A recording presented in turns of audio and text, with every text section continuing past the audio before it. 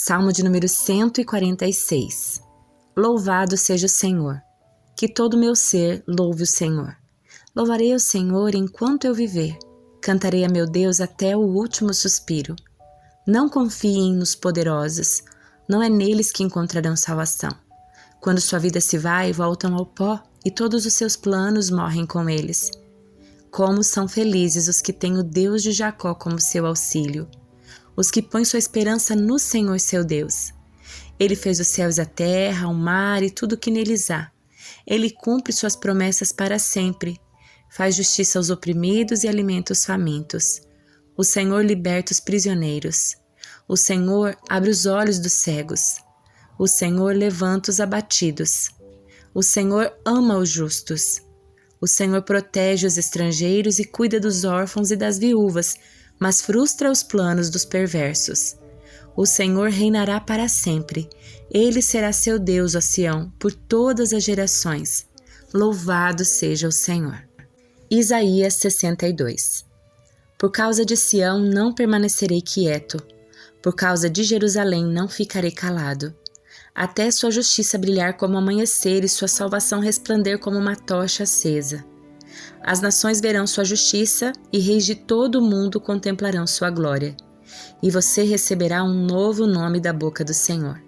Será uma esplêndida coroa na mão do Senhor, erguida na mão de Deus para que todos a vejam. Nunca mais será chamada de cidade abandonada nem de terra desolada. Seu novo nome será Cidade do Prazer de Deus e Esposa de Deus, pois o Senhor tem prazer em você e a tomará como esposa. Seus filhos se comprometerão com você como o jovem se compromete com sua noiva. Então Deus se alegrará por você como o noivo se alegra por sua noiva. Ó Jerusalém, coloquei vigias sobre seus muros. Eles vigiarão continuamente dia e noite. Não descansem vocês que oram ao Senhor. Não deem descanso ao Senhor até que Ele complete sua obra. Até que Ele torne Jerusalém motivo de orgulho de toda a terra. O Senhor jurou a Jerusalém por sua própria força. Nunca mais a entregarei a seus inimigos. Nunca mais virão guerreiros de outras nações para levar seu cereal e seu vinho novo. Vocês que colhem o cereal o comerão e louvarão o Senhor. Nos pátios do templo beberão o vinho que prensaram. Saiam pelos portões, preparem o caminho para o meu povo retornar. Aplanem a entrada e removam as pedras, levantem uma bandeira para que todas as nações a vejam. O Senhor enviou esta mensagem até os confins da terra.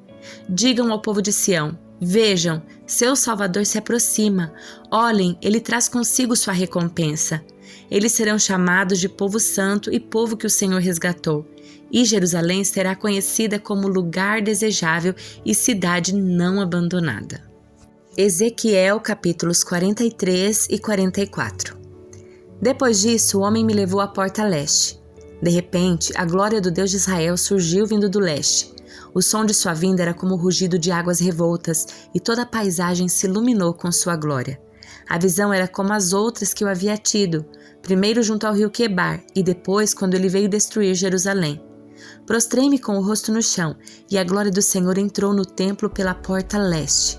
Então o Espírito me pôs em pé e me levou ao pátio interno, e a glória do Senhor encheu o templo.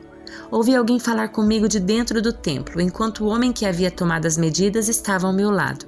O Senhor me disse, Filho do homem, este é o lugar do meu trono e o lugar onde descanso meus pés. Habitarei aqui para sempre no meio do povo de Israel. Eles e seus reis nunca mais profanarão meu santo nome ao cometer adultério, adorando outros deuses ou ao honrar relíquias de seus reis que já morreram. Puseram os altares dos seus ídolos ao lado do meu altar com apenas uma parede entre mim e eles. Profanaram meu santo nome com esse pecado detestável. Por isso os consumi em minha ira. Agora que deixem de adorar outros deuses e honrar as relíquias dos seus reis, e eu habitarei no meio deles para sempre. Filho do homem, descreva para o povo de Israel o templo que lhe mostrei para que eles se envergonhem de todos os seus pecados. Que eles estudem a planta do templo e fiquem envergonhados de tudo que fizeram. Descreva-lhes todas as especificações do templo, incluindo as entradas e saídas e todos os outros detalhes. Fale de seus decretos e suas leis. Escreva todas essas especificações e todos esses decretos diante do povo para que se lembrem deles e lhes obedeçam. E esta é a lei do templo. Todo o alto do monte onde está o templo é santo. Sim, esta é a lei do templo. Estas são as medidas do altar. Há uma calha ao redor de todo o altar com 0,5 metro de profundidade e 0,5 metro de largura, com uma borda de 23 centímetros à sua volta, e esta é a altura do altar. Da calha, o altar se eleva por 1 metro até uma borda inferior ao seu redor com 0,5 metro de largura. Da borda inferior, o altar se eleva por 2 metros até a borda superior, que também tem 0,5 metro de largura. A parte de cima do altar onde fica o fogo se eleva mais 2 metros, com um chifre em cada um dos 4 cantos. A parte de cima do altar é quadrada, com 6 metros de cada lado. A borda superior também forma um quadrado com 7 metros de cada lado, uma calha de 0,5 metro e uma saliência de 25 centímetros ao redor da borda. Há degraus do lado leste do altar. Então ele me disse: Filho do homem, assim diz o Senhor soberano: estas serão as regras para a queima de ofertas e a aspersão de sangue depois que o altar for construído. Nessa ocasião, os sacerdotes levitas da família de Zadok, aqueles que servem diante de mim, devem receber um novilho para uma oferta pelo pecado, diz o Senhor soberano. Você pegará um pouco do sangue do novilho e o aplicará aos 4 chifres do altar, aos 4 cantos da borda superior e à saliência em volta da borda. Com isso, purificará o altar e fará expiação por ele. Em seguida, pegará um novilho para a oferta pelo pecado e o queimará no lugar indicado fora da área do templo. No segundo dia, apresentará como oferta pelo pecado um bode sem defeito. Em seguida, purificará o altar e fará expiação por ele novamente, como fez com o novilho. Quando tiver terminado a cerimônia de purificação, apresentará outro novilho sem defeito e um carneiro perfeito do rebanho. Você os oferecerá ao Senhor, e os sacerdotes espalharão sal sobre eles e o apresentarão como holocausto do Senhor. Todos os dias, por 7 dias, você apresentará um bode, um novilho e um carneiro do rebanho como oferta pelo pecado. Nenhum desses animais deve ter qualquer defeito. Fará isso todos os dias por 7 dias para purificar o altar e fazer expiação por ele e, desse modo, separá-lo para o uso sagrado. No 8º dia e a cada dia depois disso, os sacerdotes oferecerão no altar os holocaustos e as ofertas de paz do povo. Então eu aceitarei vocês. Eu, o Senhor soberano, falei. Depois disso, o homem me levou de volta à porta leste no muro externo do templo, mas ela estava fechada. Então o Senhor me disse: esta porta deve permanecer fechada, nunca mais será aberta.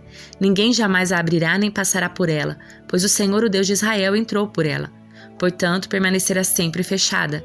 Somente o príncipe pode sentar-se junto a essa entrada para comer na presença do Senhor, mas só pode entrar e sair pelo pórtico da entrada. Então o homem me levou para a frente do templo, passando pela porta norte. Olhei e vi a glória do Senhor encher o templo do Senhor e prostrei-me com o rosto no chão. Então o Senhor me disse: Filho do homem, preste atenção. Use seus olhos e seus ouvidos e escute atentamente tudo o que lhe digo acerca das regras do templo do Senhor. Observe com atenção os procedimentos para o uso das entradas e saídas do templo. Transmita a esses rebeldes, o povo de Israel, esta mensagem do Senhor soberano. Ó povo de Israel, basta dos seus pecados detestáveis. Vocês trouxeram estrangeiros incircuncisos para dentro do meu santuário, gente incircuncisa de corpo e coração. Com isso, profanaram meu templo enquanto me ofereciam comida e gordura e sangue dos sacrifícios. Além de todos os seus outros pecados detestáveis, vocês quebraram a minha aliança. Em vez de guardar minhas ordens sobre as coisas sagradas, contrataram estrangeiros para realizar o serviço do meu santuário. Portanto, assim diz o Senhor soberano: nenhum estrangeiro, nem mesmo aqueles que vivem no meio do povo de Israel, entrará em meu santuário se não tiver sido circuncidado de corpo e coração. E os homens da tribo de Levi que me abandonaram quando Israel se afastou de mim para adorar ídolos, sofrerão as consequências dos seus pecados. Ainda poderão ser guardas do templo e das portas, poderão abater os animais trazidos para os holocaustos e estar presentes para servir o povo. Contudo, incentivaram o povo a adorar ídolos e fizeram Israel cair em pecado profundo. Por isso, jurei solenemente que eles sofrerão as consequências dos seus pecados, diz o Senhor soberano. Não se aproximarão de mim para me servir como sacerdotes, não tocarão em nenhuma das minhas coisas sagradas nem nas ofertas sagradas, pois carregarão a vergonha de todos os pecados detestáveis que cometeram. Cuidarão do templo e serão encarregados do trabalho de manutenção e dos serviços gerais. Contudo, os sacerdotes levitas da família de Zadok continuarão a servir fielmente no templo quando Israel me abandonou. Eles me servirão, estarão em minha presença e oferecerão a gordura e o sangue dos sacrifícios, diz o Senhor soberano. Somente eles entrarão em meu santuário e se aproximarão da minha mesa para me servir. Eles cumprirão todas as minhas ordens. Quando entrarem pela porta para o pátio interno, vestirão somente roupas de linho. Não usarão veste alguma de lã enquanto estiverem no serviço no pátio interno ou no templo propriamente dito. Usarão turbantes de linho e as roupas de baixo de linho. Nunca vestirão roupas que os façam transpirar. Quando voltarem ao pátio externo, onde o povo está, removerão as vestes que usam enquanto me servem. Deixarão essas vestes nas salas sagradas e vestirão outras roupas a fim de não colocar ninguém em perigo ao consagrá-lo indevidamente por meio das vestes. Não rasparão a cabeça, nem deixarão o cabelo comprido demais. Antes, o manterão aparado. Os sacerdotes não beberão vinho antes de entrar no pátio interno. Poderão escolher a esposa somente entre as virgens de Israel ou entre as viúvas dos sacerdotes. Não se casarão com outras viúvas nem com mulheres divorciadas. Ensinarão meu povo a diferença entre sagrado e profano, entre cerimonialmente puro e impuro. Servirão como juízes para resolver desentendimentos entre membros do meu povo. Suas decisões serão baseadas em meus estatutos.